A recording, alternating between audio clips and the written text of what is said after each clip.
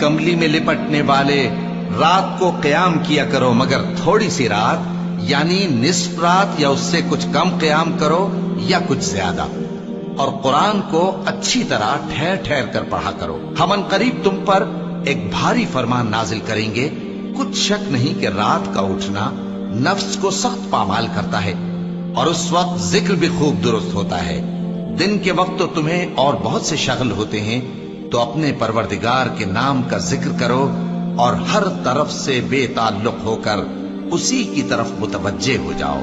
وہی مشرق اور مغرب کا مالک ہے، اس کے سوا کوئی معبود نہیں، تو اسی کو اپنا کارساز بناؤ۔